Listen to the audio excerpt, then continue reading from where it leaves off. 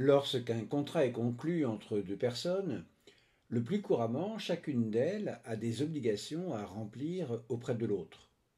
Il arrive parfois que l'une d'elles ne remplisse pas les siennes.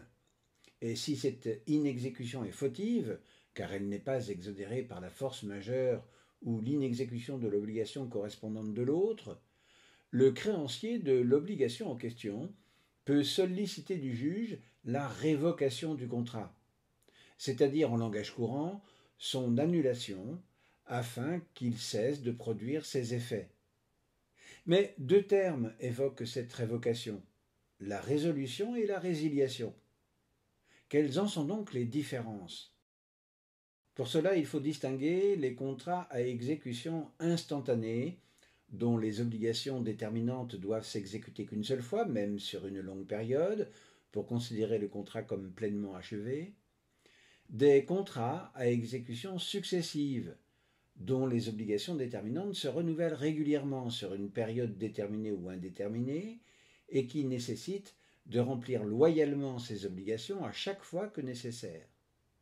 Prenons l'exemple du contrat de vente dont l'exécution est instantanée.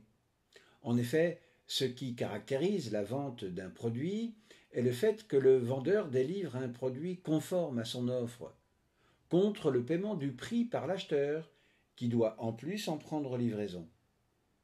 Et même si ces obligations peuvent être remplies sur une très courte période, il est possible que cela puisse prendre plus de temps, notamment lorsque des délais de livraison ou des paiements différés ont été négociés.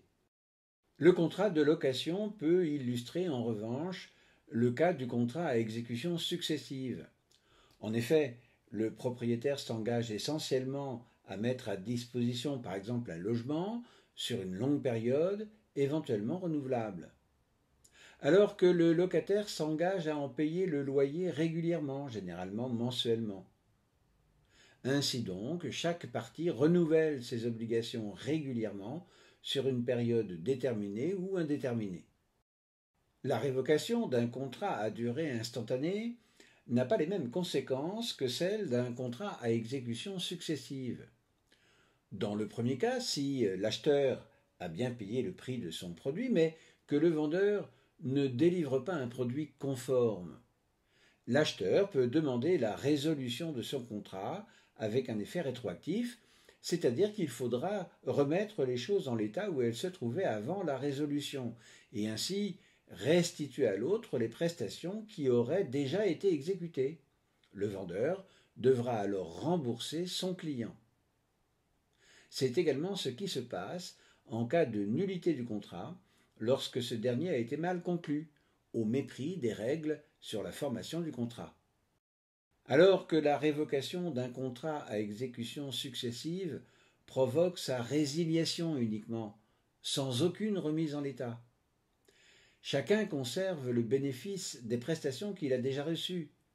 En effet, dans ce type de contrat, les restitutions sont difficiles à réaliser, et si le propriétaire pourrait effectivement restituer les loyers, le locataire ne peut restituer le temps d'occupation du logement. Notons que ceci pourrait être fait en équivalent financier, mais s'annulerait par compensation avec les remboursements des loyers dus par le propriétaire.